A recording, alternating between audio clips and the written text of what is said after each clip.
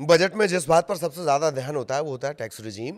और पिछली बार जो न्यू टैक्स रिजीम में आमूल चूल परिवर्तन किए गए थे उसके बाद से वो फेवरेट बन चुकी है। इससे जुड़े आंकड़े भी आपको बताएंगे।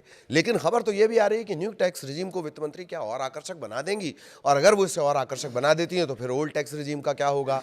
इस तरह के तमाम सवालों के जवाब आपको इस वीडियो के आखिर तक में मिलने वाले हैं। नमस्कार, मैं ललित प्रजापति। बजट स्पेशल जो हमारा वीडियो है वो आप देखना शुरू कर चुके हैं। तो उम्मीद की जा रही है, डिमांड की जा रही है, अलग अलग जगहों से ये रिएक्शंस सरकार को मिले हैं, मतलब सुझाव, माफ़ कीजिएगा, सुझाव सरकार को मिले हैं कि बजट 2026 में वित्त मंत्री Nirmala Sitharaman new tax regime को और ज़्यादा अगर आकर्षक बना दें तो बात बन जाए। लेकिन कहाँ कहाँ क्या क्या गुंजाइश है, और जो नई टैक्स पॉलिसी है, न्यू टैक्स रिजीम है, उसमें फ़िलहाल क्या स्थिति है, अगर कोई उसमें सहूलियत दी भी जाती है तो वो किस तरह की होगी, क्या उसका फ़ायदा आपको मिलेगा, इन तमाम चीज़ों को समझेंगे। थोड़े से आंकड़े भी हम आपको बताएंगे कि जब से न्यू टैक्स रिजीम इंट्रोड्यूस हुई है कैसे साल दर साल उसकी लोकप्रियता बढ़ी है, और अब तो कहा जा रहा है कि बाय डिफ़ॉल्ट ही वो हो जाएगी।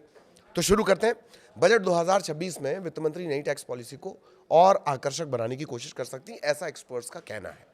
एक्सपर्ट्स ये मान रहे हैं, जानकार ये कह रहे हैं कि कुछ ज़रूरी डिडक्शन फिर से शामिल करने से सिस्टम और ज़्यादा फायदेमंद बन सकता है।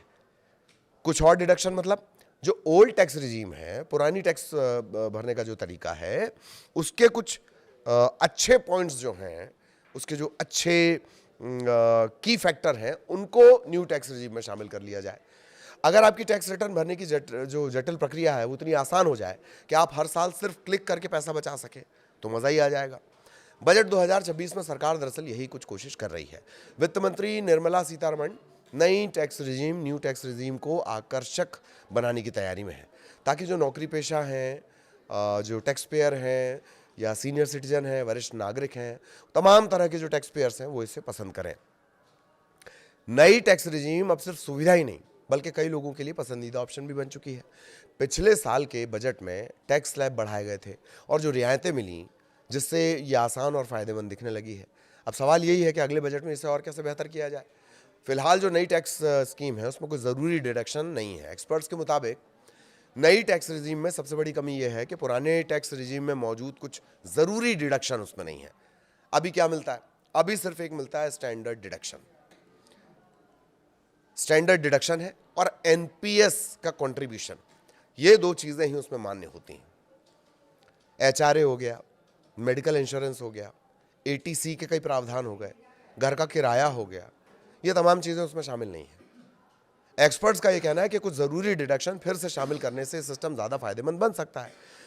इसके अलावा कहा यह भी जा रहा है कि जो स्टैंडर्ड डिडक्शन है, जो अभी 1275 तक पहुंचता है, 12,75,000 तक पहुंचता है स्टैंडर्ड डिडक्शन के साथ, तो उसे ही बढ़ा दिया जाए।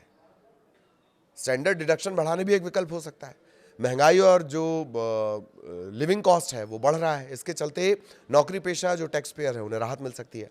अब उदाहरण के लिए 1 से सवा लाख रुपए तक स्टैंडर्ड डिडक्शन बढ़ाने का सुझाव दिया जा रहा है। मतलब जो 12 लाख की जो लिमिट थी वो 13-14 लाख के करीब करीब जा सकती है। इससे बहुत बचत होती है। इसके अलावा एजुकेशन और होम लोन से जुड़े डिडक्शन भी इसमें नई स्कीम में शामिल किए जा सकते हैं, क्योंकि ये डेटा पहले से ही बैंक और एम्प्लॉयर के पास मौजूद होता है। अब एक जो राहत कही जा रही है बुजुर्गों के लिए कही जा रही है कि बुजुर्गों को भी राहत मिल सकती है। इस बार किस तरह की राहत मिलेगी? वरिष्ठ नागरिकों के लिए भी नई टैक्स स्कीम अभी उतनी आकर्षक नहीं हो रही है। उन्हें स्वास्थ्य और इंश्योरेंस खर्चों पर राहत की ज़रूरत होती है। एक्सपर्ट्स का ये कहना है कि बुजुर्गों के लिए जो स्लैब लिमिट है वो बढ़ाने से और मेडिकल खर्चों को शामिल करने से नई स्कीम और ज़्यादा फायदेमंद बनेगी। लोग धीरे धीरे उसकी तरफ और ज़्यादा आकर्षित होंगे। धीरे धीरे जो न्यू टैक्स रिजीम है वही डिफ़ॉल्ट बन जाएगी। कुछ एक्सपर्ट्स का ये भी मानना है कि बजट 2026 में अगर बड़े बदलाव नहीं होंगे, वो ये कह रहे हैं क्योंकि पिछले साल ही बड़े रिफॉर्म हुए हैं, फोकस टैक्स सिस्टम को आसान, भरोसेमंद और कम झगड़ों वाला बनाने पर हो सकता है।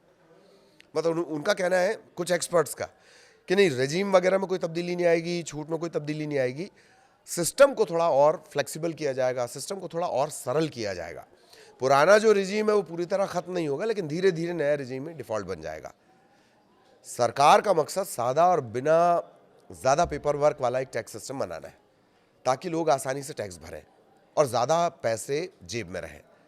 और ये सरकार क्यों चाहती है? हमने एक आंकड़ा आपको बताया था, करीब करीब 10 करोड़ टैक्स पेयर्स हैं, कुल आबादी 140 करोड़ है। उस हिसाब से देखा जाए तो जो टैक्स पेयर पड़ते हैं वो 6-7% के आसपास आता है वो आंकड़ा। ये जो 6-7%, अच्छा अमेरिका का सिस्टम आप देख लीजिए, वहां की कुल आबादी का 60% टैक्स पे करता है। और ऐसा नहीं है कि कमाई नहीं हो रही, टैक्स के स्लैब में नहीं आ रहे हैं लोग, या तो जानकारी नहीं है और या जरूरत से ज्यादा जानकारी है कि इधर उधर से घुमा के पैसे बचाए जा रहे हैं। तो सरकार उन पर नजर रख रही है। अब थोड़ा सा न्यू टैक्स रिजीम से जुड़े आंकड़े भी देख लेते हैं।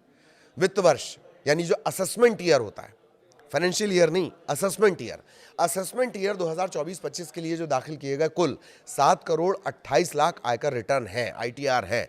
उनमें से 5 करोड़ 27 लाख, जो लगभग 72% होता है टैक्स पेयर्स का, करदाताओं का, उन्होंने न्यू टैक्स रिजीम का चुनाव किया है, जबकि 2 करोड़ के करीब ने पुरानी रिजीम चुनी है। ये आंकड़े बताते हैं कि न्यू रिजीम की जो लोकप्रियता है वो तेजी से बढ़ रही है। और अब ये डिफॉल्ट विकल्प भी है, यानी अगर टैक्स पेयर ओल्ड रिजीम नहीं चुनेगा तो बाय डिफॉल्ट उसका जो आईटीआर कैलकुलेशन होगा वो न्यू रिजीम के हिसाब से होगा। अब बात निकली है तो फटाफट नई आयकर व्यवस्था पुरानी से कैसे अलग है इसको भी समझ ही लेते हैं। बजट 2025 में नए आयकर व्यवस्था के तहत सेक्शन 87A के अंतर्गत रिबेट की लिमिट बढ़ाई गई है, 87A के अंतर्गत। इसके चलते 12 लाख रुपए तक की सालाना जो टैक्सेबल इनकम है, अब प्रभावी रूप से उस पर कोई टैक्स नहीं है। पुरानी आयकर व्यवस्था में जो सीमा थी वो अभी भी 5 लाख तक की है। अच्छा, रिबेट का मतलब है कि एक लिमिट तक टैक्स माफ कर दिया जाना। इसके अलावा वेतनभोगी और पेंशनभोगी कर्मचारियों के लिए नई आयकर व्यवस्था में स्टैंडर्ड डिडक्शन की जो लिमिट है वो 75,000 रुपए है। इसके साथ टैक्स पेयर की 12,75,000 रुपए तक की जो कुल सालाना आय है वो टैक्स फ्री हो जाती है। पुरानी आयकर व्यवस्था में स्टैंडर्ड डिडक्शन की जो लिमिट है वो अभी भी केवल 50,000 रुपए है, और इसके साथ ही 5,50,000 रुपए तक की जो कुल सालाना आय है वो भी टैक्स फ्री हो सकती है। ये हमने एक मोटा मोटी कंपैरिजन भी कर लिया पुराने और उसमें।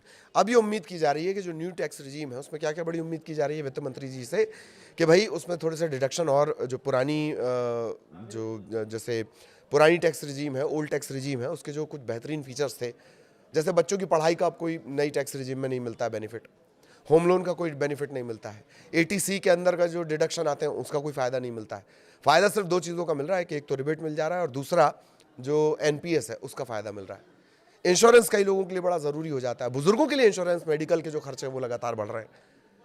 तो अगर पुरानी जो टैक्स रिजीम है उसके कुछ अच्छे फीचर्स को न्यू टैक्स रिजीम में ऐड ऑन कर लिया जाए तो जो 72% का आंकड़ा वो और ज्यादा बढ़ेगा। और ऐसा नहीं है कि सिर्फ आंकड़ा बढ़ेगा, नए टैक्स पेयर भी जुड़ेंगे, ये भी जानकारों का कहना है। और यही वजह है कि तमाम उम्मीदें की जा रही हैं। आज हमने टैक्स रिजीम को लेकर चर्चा की, इसी तरीके से एक और टॉपिक को लेकर अगले वीडियो में बजट को लेकर हम बजट और उसके कोई स्पेसिफिक टॉपिक को लेकर हम आपसे बात करेंगे। कैसा आपको लग रहा है, क्या आप और उसमें बेहतर चाहते हैं, इसके लिए आप कमेंट में हमें बता सकते हैं। नमस्कार।